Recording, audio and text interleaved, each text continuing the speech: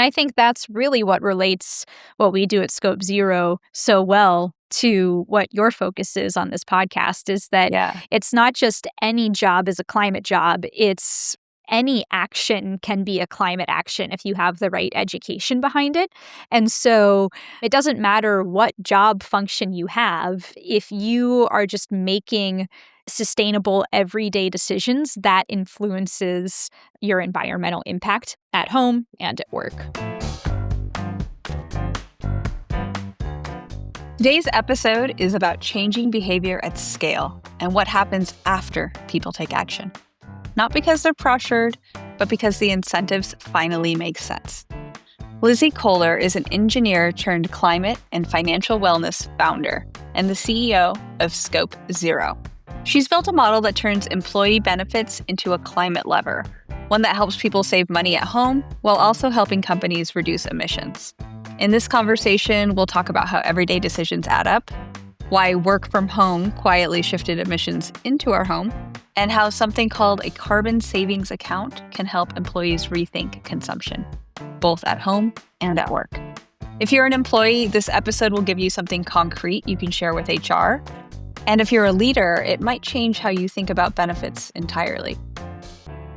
Lizzy, thank you so much for joining us. For listeners meeting you for the first time, what's your name, where do you live, and what do you do now? My name is Lizzy Kolar. I grew up in West Virginia. I've lived a little bit of everywhere over the past 10 or 15 years, but I live in New York City now. And I am the co-founder and CEO of Scope Zero. Okay, so we're going to get into Scope Zero. But before we do, take us to a normal Tuesday before Scope Zero existed. Where were you? What were you doing? And what was kind of bothering you maybe beneath the surface? Sure. Well, right before Scope Zero was founded, I was in grad school at Stanford University. But I would say that the idea for Scope Zero came about not just at Stanford, but over the last 10 or 20 years of my life prior to being at Stanford. I grew up in West Virginia, which is a beautiful state, but its main industry is coal, and it's consistently ranked in the top 3 poorest states in the United States. So it really makes for a bit of an ironic setting. You know, many of my neighbors were coal miners that were risking their health to power the region, but at the same time, West Virginians are largely part of the 1/3 of Americans that can't afford their utility bills, let alone the efficiency upgrades that would make those bills affordable. So I didn't really understand that at the time, but it was always a constant reality of my upbringing.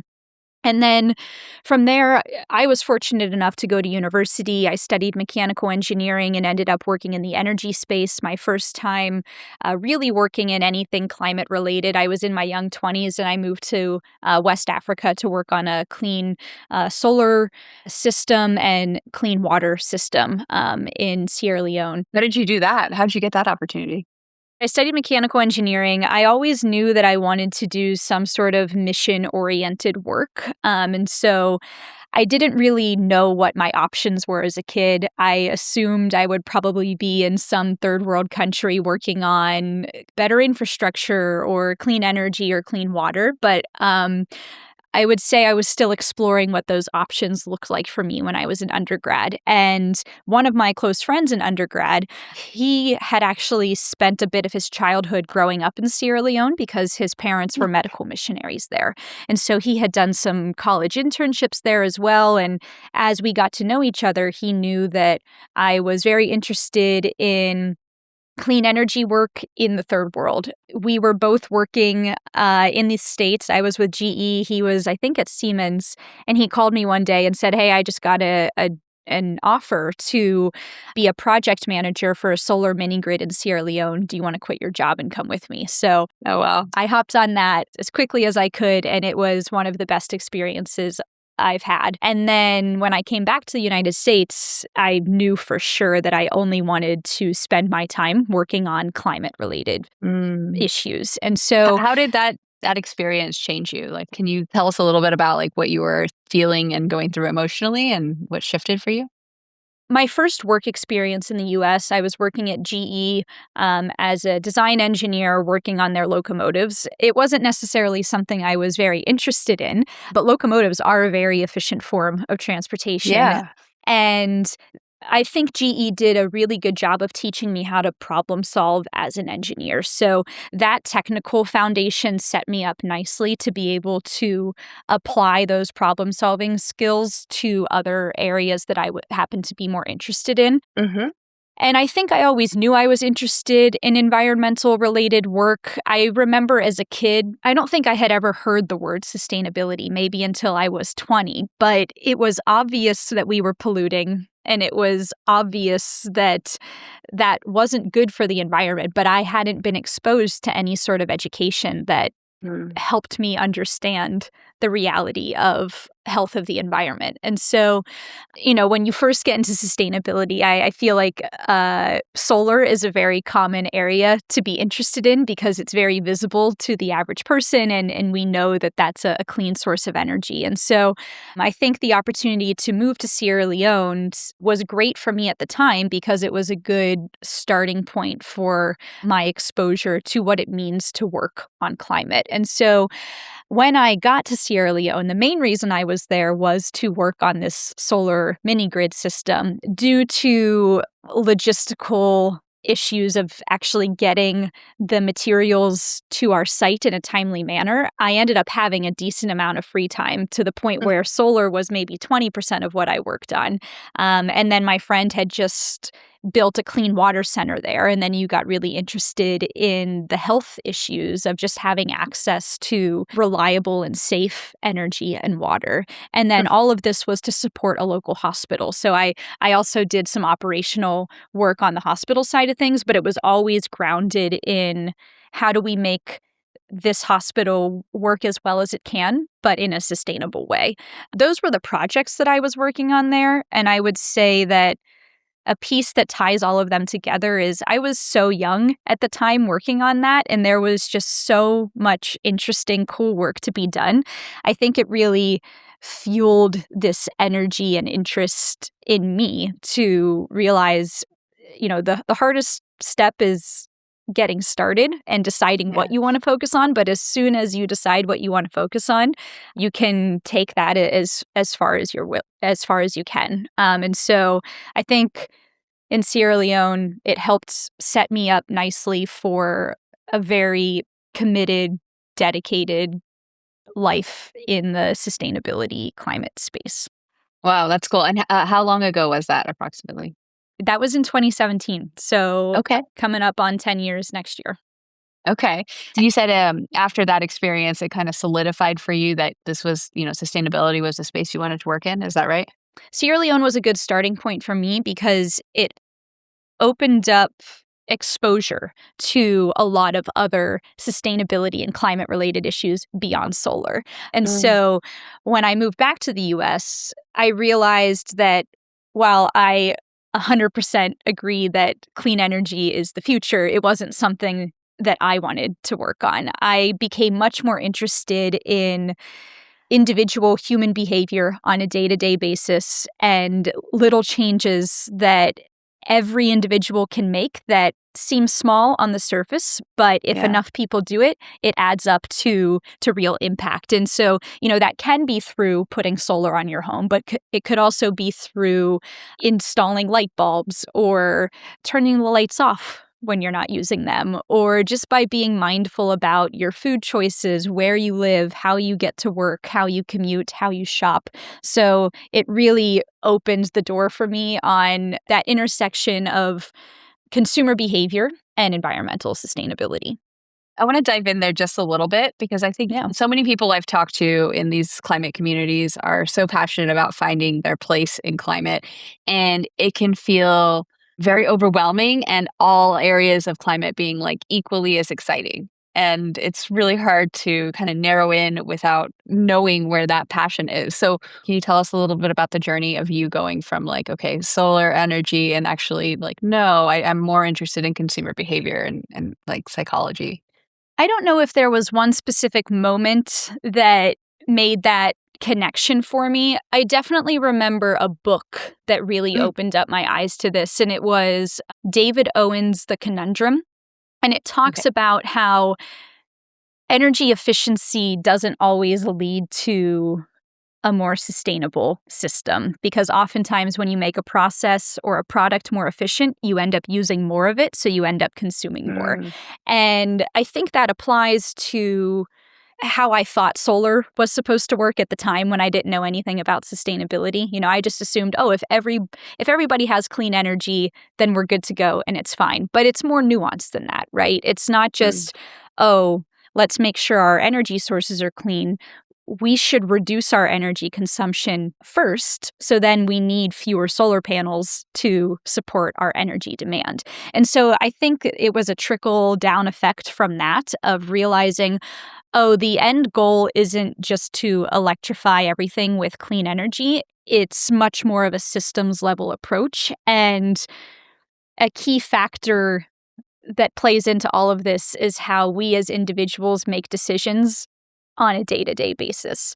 I think that's really what drives that interest in starting from the bottom at individual consumer behavior, and how that all ties into the overall sustainability of how we're using clean energy, how we're mining materials to support that clean energy, et cetera. Yeah, yeah. Okay, so it sounds like really just kind of like thinking through and diving in more into the research and understanding how this is actually going to play out over time, and where do you see your interest and your skill set really playing a part going forward. Exactly. When you're talking about consumer behavior and that idea of like, okay, we make energy more efficient and we just end up consuming more of it. It reminds me of your podcast, It All Adds Up, that you started during COVID with your brother. I listened to quite a few episodes. It was really fun and I learned a lot. But that seemed to be a repeating theme I heard, is around basically just reduction in what we're using. Can you share a little bit more about what you learned throughout that process?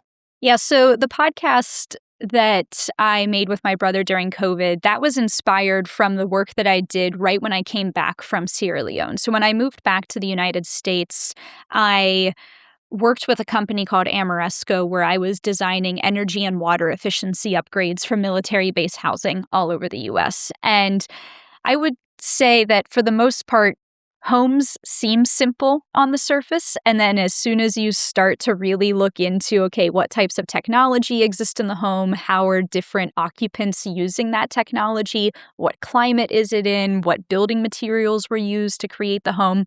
It can get pretty complicated pretty quickly to understand how that home is consuming energy and what the best ways are to reduce that energy consumption.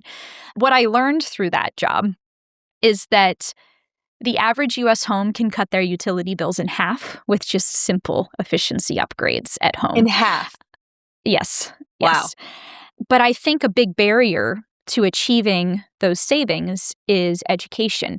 We don't realize how we're using energy at home because, one, that's just not part of standard curriculum in Yeah. K through 12 education. But then two, you get your utility bills after the fact.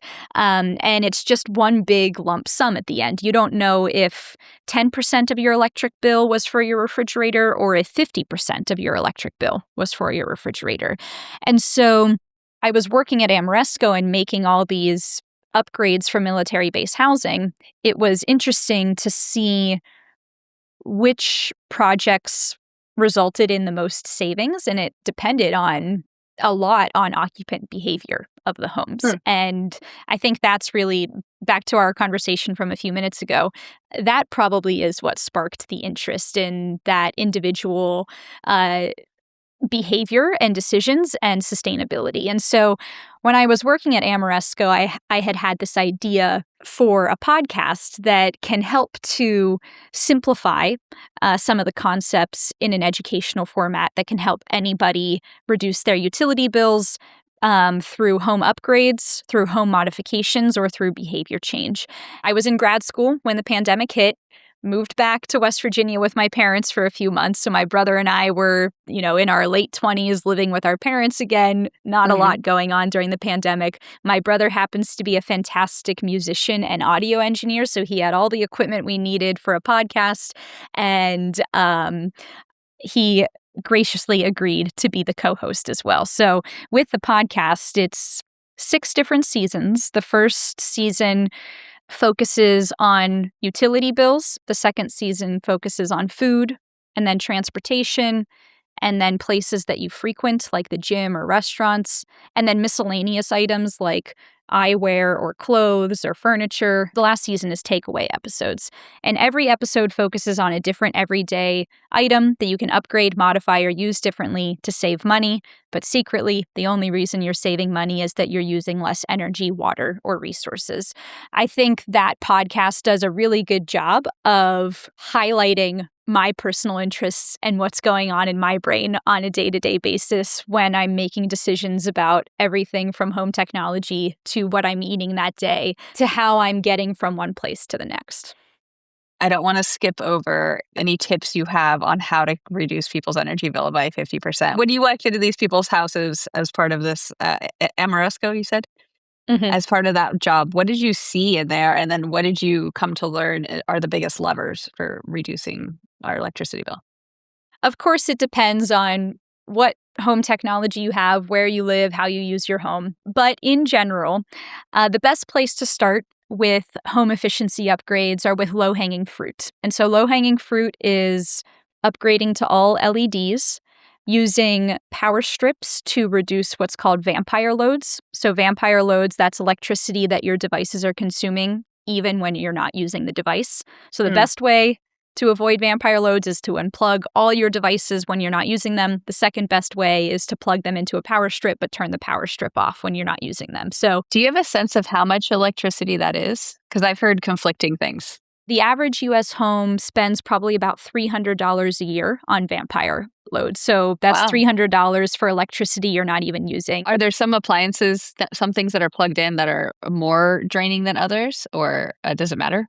The most apparent vampire loads come from devices that have standby lights on. So you know how a lot of cable boxes will have that red light on, or TVs. That is consuming electricity. So the average cable box is usually going to be the most consumptive in terms of vampire loads, but less obvious vampire loads come from devices like phone chargers. So if your phone charger is plugged into the wall, even if your phone is not plugged in, that charger is drawing current. So it's still best to unplug everything when you're not using it.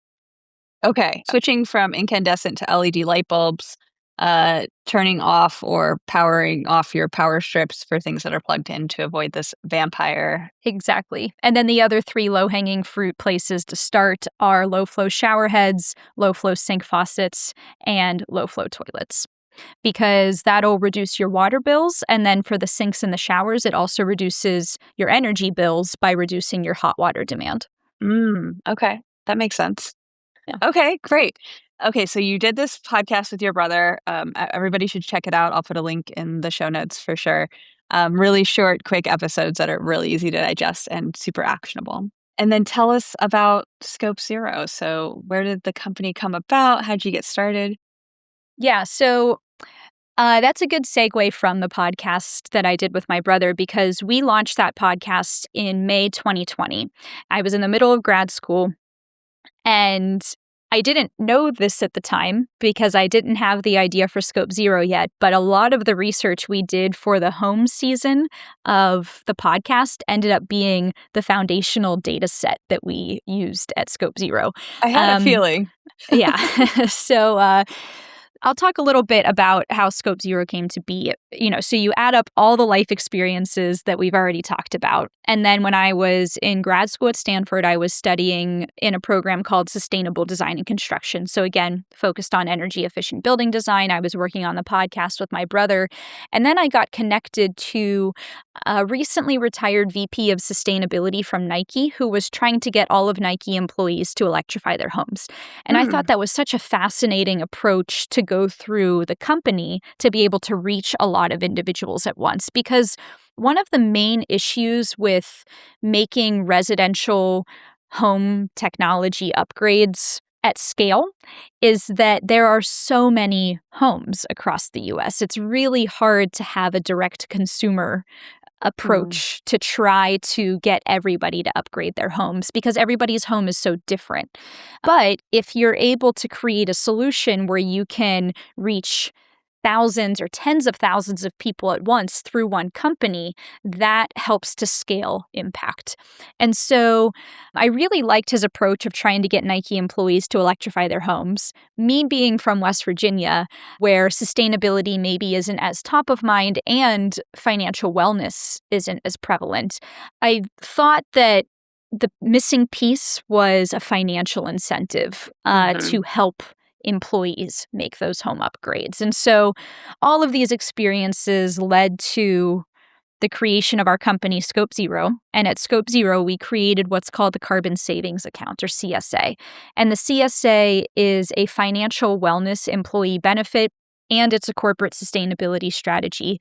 You can think about it like a wellness reimbursement benefit. You know how some companies might reimburse you $500 a year for gym memberships or gym shoes? The CSA is a bit similar, but instead, the company reimburses employees for eligible home technology and personal transportation upgrades that reduce their utility bills and fuel expenses. So that's where the financial wellness comes in. And then at the same time, the home upgrades reduce work from home emissions, and the transportation upgrades reduce commute emissions, which is where the corporate sustainability comes in. So at the same time, the CSA is addressing employee financial wellness and corporate sustainability in one simple platform. Wow, that's a really neat combination of aligned incentives for the employee and for the employer. Can you go a little bit deeper into why the employer would want to offer this? Like, I imagine it costs them money. There are several ways that the CSA provides value to the company. And I like to think about it in two buckets because we're oftentimes working with two departments. It's the HR department and then it's the sustainability department. So, Mm. on the HR side of things, the CSA helps to attract and retain talent, which is usually the biggest cost center for a company. And because it's such a novel benefit, it differentiates a company's benefits package from a company that isn't offering the CSA. And to top it off, it is one of the lowest cost benefits that you could offer. A typical CSA program maybe clocks in at around 1 to 5% of a typical 401k program. So when it comes to budgeting, it really is a drop in the bucket. And Hmm. not only does the CSA provide all of that financial wellness benefit to the employee, it also automates the reporting for companies' sustainability metrics with what's called Scope 3 Category 7 Hmm. emissions. And so when a company reports on their carbon emissions, they use a carbon accounting process. And carbon accounting is very similar to financial accounting, where in financial accounting, a dollar is a dollar, regardless of how you spend it, but it's helpful to separate those dollars in different buckets so you know where they're coming from and where they're going. It's the same thing with carbon emissions. A carbon emission is a carbon emission, but it's helpful to separate those into different buckets so you know how they're being produced and which types of emissions are easier for you to reduce. So, in carbon accounting, there are three main types of categories. They happen to be called Scope 1, Scope 2, and Scope 3. And within Scope 3 emissions, that includes employee commute emissions and Hmm. employee work from home emissions. And that's category 7 of Scope 3. So the TLDR there is that our platform automates the measurement, reporting, and reduction of Scope 3 Category 7 employee commute and work from home emissions, which can be quite a significant piece of the pie for overall corporate carbon emissions. So CSA carbon savings account, like an HSA, a health savings account. You were talking about how houses are so different, and that's one of the reasons why direct to consumer is really hard. Going through this employer model, you can reach more employees easier. But is there any nuance to tracking like which employees are working from home versus not? And do they get like a different benefit? Like, how does that all shake out? Yeah, so a few thoughts come to mind here. The first is that the best way to offer an employee benefit program is to keep it as simple as possible across the board. And so, the simplest way to offer the carbon savings account benefit is for a company to say, we will reimburse every employee that participates up to X dollars per year on CSA eligible upgrades. And that's the Ah, structure of the program. okay. And then Scope Zero has defined what those CSA eligible upgrades are. And they're split across 6 or 7 categories. We have appliances, heating and cooling, water. We even have some outdoor landscaping equipment and irrigation systems. Sure. We have clean energy like home solar and storage. And then we have a transportation category, which is everything from public transit to scooters to EVs. And so each of those device categories has a eligibility that the product must meet for it to be a CSA eligible product. So, for example, refrigerators need to be Energy Star certified. Mm. Shower heads need to use no more than 1.5 gallons per minute. And so what we see is that because there is so much choice with how the employee can use their CSA reimbursement from the company, the CSA is quite an equitable benefit because it's able to meet any employee where they are with their existing personal home or transportation situation. And so there's enough structure implemented to create impact, and then there's enough flexibility such that any employee can benefit. Okay, super cool. So, when did you start the company? We incorporated almost 4 years ago today. Wow. Yeah, Wow. Congratulations. And how is it going? Have you been able to reach these end employees and make an impact in their homes? absolutely. So I'll talk about a few different ways that Scope Zero is making impact, and I'll talk about it from the company perspective and then from the employee perspective. So on the employee side of things, it has been stunning to see the level of participation from employees. And I guess if you think about it, the way that a lot of employees view the carbon savings account is, wow, my company is giving me a little bit of extra free cash to save money at home. So it's like free money to save money. Who doesn't want to participate in that, right? That's cool. Because I was wondering about like you were talking about if West Virginia's like maybe not as excited about taking climate action for the sake of taking climate action. Are they making changes? And it sounds like yes, they are for maybe the financial reasons. Yeah, and that's the brilliance of the CSA is that you don't Yeah. have to care about climate to want to participate. And maybe even more brilliant is that once an employee does participate, not all the time, but a lot of the time, one of the main pieces of feedback we hear is, wow, I had no idea this is how I was consuming. Mm. My behavior is completely different both at home and at work because now I understand the technical nature of light bulbs or of refrigerators. So that's been really cool to see how the CSA is affecting behavior change. You know, our product is a platform that facilitates the benefit, and we have a lot of education built in to the Okay. tool that serves as a nice resource for folks. But to your point, our employee users come from all sorts of backgrounds. It's rural and urban areas, red states, blue states. The age range covers the entire working spectrum. It's Mm. renters, it's homeowners, and we're in over 20 countries across 4 Oh continents wow. as well. Very cool. Yeah. Wow. Okay, so what is that lift in overhead? Because I'm thinking about my own home, and from the podcast I've listened to and your tips so far, I have some ideas on where to start. But how do you go about educating people, and is that a hurdle? And how do they take that in? Yeah, so with any new company that onboards a CSA, we always start with a kickoff webinar. And a small portion of that webinar is teaching folks how the product works, but a big portion is Home Energy 101. And Okay. it's helping folks understand where they're going to get the biggest bang for their buck depending on what their home setup is. And so, we already talked about the low-hanging fruit upgrades before, the lights, the power strips, the showers, sinks, and toilets. But maybe you've already done that in your home. So the next thing to ask yourself is, well, do I have any devices that are 20 plus years old? Do I have any devices that run on fossil fuels? Does my home feel drafty? Do I need to improve the insulation of my home? So a lot of our education walks through those items for folks to consider.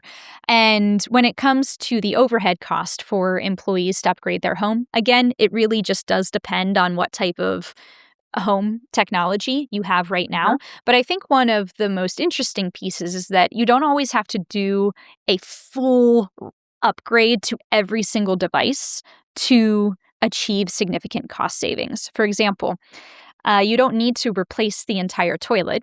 You can buy like a $5 toilet tank bag, which is exactly what it sounds like. It is a bag that sits in the tank of your toilet that reduces how much water is used per flush because it displaces the volume of the toilet tank. Smart. So as long as that toilet tank bag isn't interfering with any of the flushing mechanisms, that $5 purchase could cut your water bills by maybe 5 to 10% right off the bat.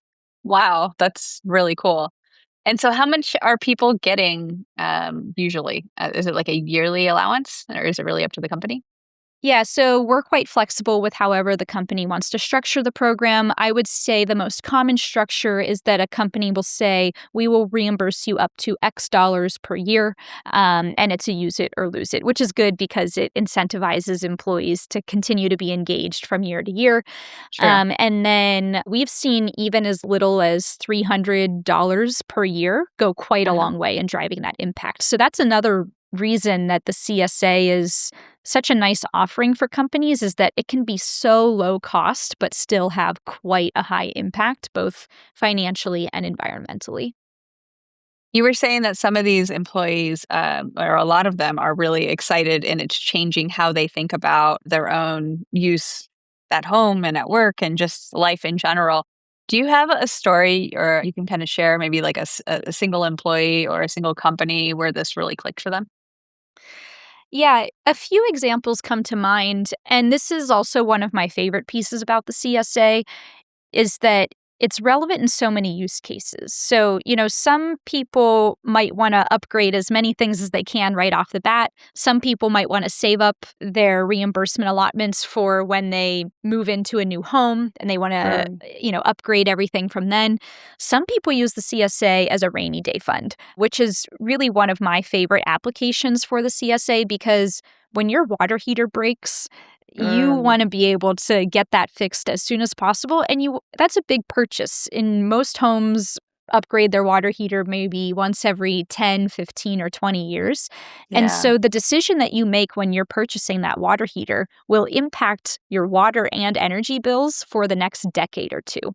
And so we've had several employees turn to our platform in times of emergency because they know it's a trusted source that can direct them to product that is going to be best for their finances now Mm. and in the long term. And then it's even better that their company is providing that financial support in times of need. That's really interesting. I hadn't thought about using it that way. Is there a story that comes to mind when you're thinking about that? There was one employee that had signed up for the CSA because she was interested in just reducing her individual footprint. She was drawn to the CSA because it aligned with her values. Mhm. And then, as luck would have it, maybe a week or two into the program, her refrigerator broke. And then I think the next week, their toilet broke. And Wow. so the CSA proved to be even more valuable, I think, than she had initially imagined. Yeah, like, that sounds, quite impactful. All right, so, Lizzie, when you were starting this company, this is your first time being a CEO, is that right? It is. And how has that been for you, and what have you come to realize about yourself, and what have you had to let go of? I think in hindsight, I always had an entrepreneurial nature. While this is my first time founding a tech company, I had done several other smaller initiatives throughout my childhood and into my early 20s. But before I moved to Stanford, I didn't know what startup life meant. I didn't know what Mm. tech meant. I didn't know what VC meant. And Stanford is one of the best places to learn how to be an entrepreneur in a way where you can really scale your impact. So I have just been so fortunate to be able to have community of folks that are experienced in this field Mm. and are so generous with their time and their knowledge to mentor me throughout this entire process. So when it came to me working on Scope Zero, when I came up with the idea for the carbon savings account, it was never with the intention to make a company. It was just like, oh, that sounds like a cool idea. That should exist. And I want to work for a company that offers it. Because I was at Stanford when I came up with the idea and I was socializing the idea with some of my classmates and professors, it became very apparent that I was in a very fortunate position to be able to make that idea a reality. And so Mm. everything that I do in my day to day now, I really didn't know anything about maybe 5 years ago, 6 years ago. And so the learnings are infinite at this point. But I think my favorite thing about what I'm working on, besides the mission, is I like working on multiple things at once and wearing multiple hats. So, I used to be a technical design engineer. Now I have to be a product manager and a marketing lead and a sales lead and run investor relations, etc. So I would say that being exposed to that diversity of types of work has been really fascinating to me. And I would say, on a softer level, one piece that I'm reflecting on in real time, but that comes to mind is how mission driven our team has been able to stay throughout Mm. the entire 4 years. I think my co-founder did a great job of building out our team. She has always been the one running the hiring side of things, and we've just been so fortunate to surround ourselves with people that are way smarter than us and with people that care just as much as we do about making the environmental impact that the CSA can and does make. Yeah, it's a really neat business model because it's really difficult in general to kind of like push a climate angle unless it has those financial levers as well and can be attractive for businesses to bring on board because businesses are in business to make profit. And I'm curious, like, do you find tension within your own company or in that? You said like the team has been staying very mission driven, but do you ever find yourself like startups can be tough and there's a lot of pressure coming in from a lot of sides? And has that ever been a struggle? We've been so fortunate that we have been able to build our revenue model in a way that directly correlates to our impact. And I think if we hadn't been able to design our revenue model that way, I probably wouldn't have been interested in starting Scope Zero. And fortunately, we've been able to maintain that correlation over the years. Is that something that evolved over time, or was that model kind of from the get go how you envisioned it? Both our product and our revenue model has stayed pretty consistent with the foundational idea that we had 4 years ago. I would say, if anything, we've just enhanced both pieces over time. So, from the product perspective, for example, Yeah. we had just started with a simple tool to help process the reimbursements and for CSA upgrades and some light education built in to help employees make the best upgrade for them.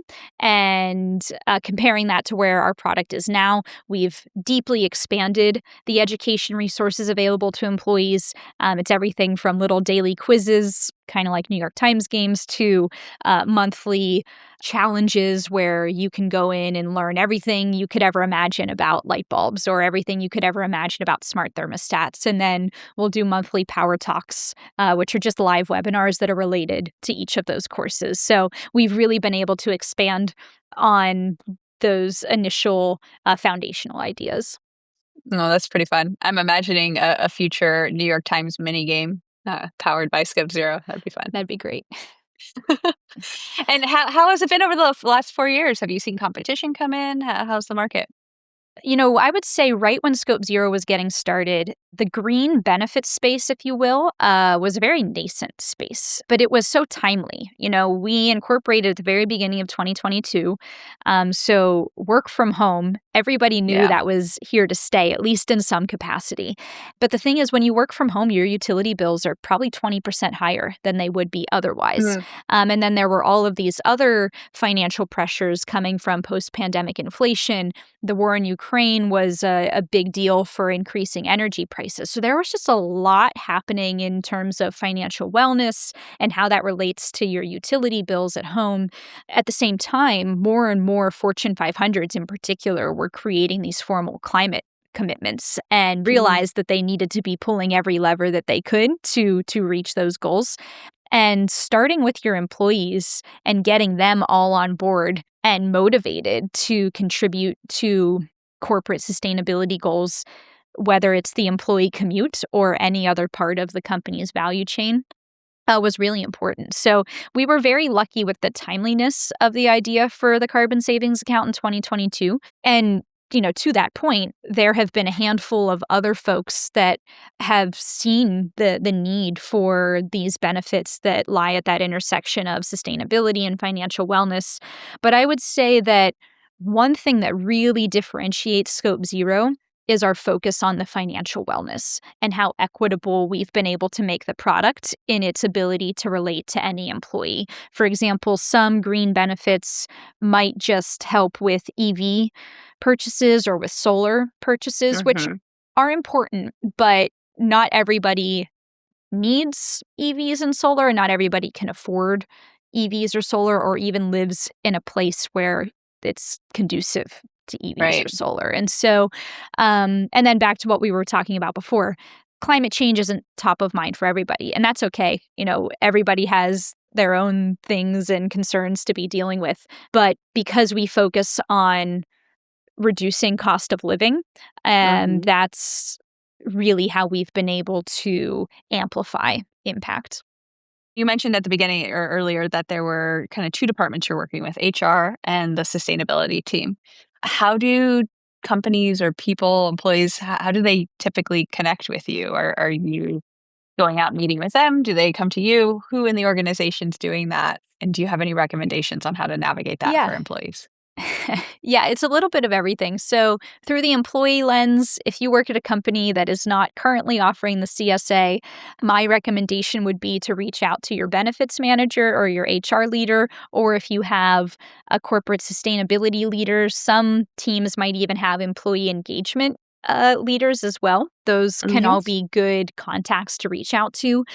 You could also reach out to us on our website, which is just scope-zero.com. And then for us, the way that we try to get in front of HR leaders and sustainability leaders, it could be through referrals from employees, from other industry experts. But we've seen a lot of really good traction with attending both sustainability and benefits conferences. And New York Hmm. Climate Week, San Francisco Climate Week have been great for us. And then just really any speaking opportunity to get in front of an audience, because it doesn't matter who's in that room.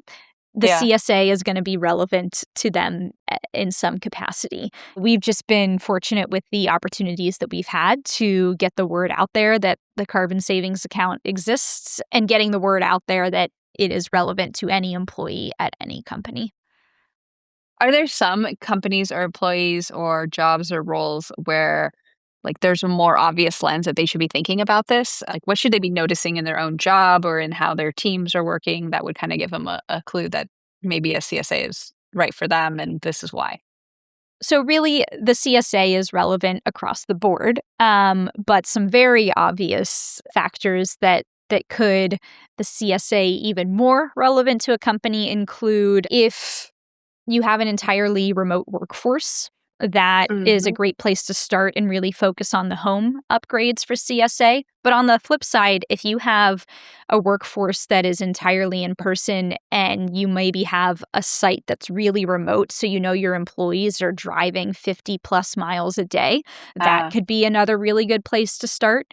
If financial wellness has been a concern for your employees, I know that's been a big area of interest in the benefits space recently and will continue to be. mhm. And so those are all really good areas. But I mean, really, the reasons why the CSA is relevant to any company is that most of your employees are housed and or use transportation modes other than their feet to get around. And so the CSA can be helpful in so many scenarios. But secondly, and just as important for companies is that because the CSA makes sustainability personal and tangible to individuals, that's why individuals start to think about their consumption patterns differently at home and at work. And so I think it'll be really cool in the next 5 to 10 years to perform studies where we're looking at the operational costs of companies that offered a CSA versus those that didn't and how those changed over time. Because Mm, my prediction is that employees will continue to be more mindful of their consumption the more they're exposed to CSA content. And so it has this ripple effect of sustainability across the board. right. So people taking more sustainable action at home, they're going to be more thoughtful about their consumption at work, and that might lower costs for employers' bottom line overall. Exactly. And I think that's really what relates what we do at Scope Zero so well to what your focus is on this podcast is that Yeah. it's not just any job is a climate job. It's any action can be a climate action if you have the right education behind it. It doesn't matter what job function you have, if you are just making sustainable everyday decisions that influences your environmental impact at home and at work. Totally agree. What would you say is one thing that people at work usually overlook, but could be something they actually should be paying attention to? I would say this applies whether you're at work or out of office. My answer would be that I think oftentimes people default to a mindset that is, oh, I am just one person. My actions and my decisions don't matter. So, what does it matter if I make a sustainable choice with how I'm commuting or with what I'm eating or with what types of technology I have at my home? Now, I Mhm. understand that I am one of 8 billion people or so at this time. It does not matter what I do today. I could be terribly reckless from a climate perspective, and it's really not going to move the needle because I am one of 8 billion. But it is so important for people to think that one of 8 billion matters because if everybody thought that their actions matter, that's where that collective impact adds up to create significantly positive outcomes for the environment. And so Mhm. I would say that one thing that people often overlook is their potential to make impact just through everyday actions. I completely agree. 30 years ago, I stopped eating meat and had many of the same conversations around like, you're just one of all these people. How can that possibly make a difference? But I will tell you that the availability of plant-based alternative meats is, like, much, much, much greater than it was 30 years ago. A lot of my friends and family now no longer eat meat or have significantly reduced their meat consumption, so I very much believe in ripple effects and the power of one and, like, bringing people along for these efforts, so I think that's a great moment to end this episode on. Lizzie, thank you so much. And if people want to get in touch with you or follow your work, what's a good way? Absolutely. Thank you. Um, there's two ways that would be the easiest for folks to reach out. One is visiting Scope Zero's website. It's scope-zero.com. You can fill out a contact form or just looking me up on LinkedIn. Okay, great. Thank you so much, Lizzie. Really appreciate it. Thank you. Really appreciate it. And we'll talk soon. Bye. Before we wrap, I wanted to pull together a few of the big ideas from this conversation. The first is that you don't need to care about climate to make an impact. When the incentives are right and saving money and reducing friction are built in, people opt in. And once they do, behavior change starts to follow. Second, Lizzy shows us that everyday actions actually add up. The energy we use at home, how we commute, and the tools we rely on day to day all shape emissions, especially now that so many of us are working from home. And when people understand how they're consuming, their behavior starts to change, both at home and at work. Third, this episode is a reminder that employee benefits are an underrated lever for change. The carbon savings account works because it meets people where they're at. Renters, homeowners, remote, in person, climate motivated or not, it turns something familiar, like a benefit, into action. So if you're listening as an employee, a simple next step is to share this episode with HR and ask, could we offer something like this? And if you're a leader, it's worth asking how your benefits could support both financial wellness and sustainability at the same time. And if this conversation sparked questions for you about working in climate more broadly, or how people actually find their way into this space, I remind you to check out Climate Swings, a podcast all about people's transitions into climate. I'll leave a link in the show notes. And if conversations like this are helpful, please make sure to subscribe and share it with at least one person who could take action today. Thanks, and I'll see you next time.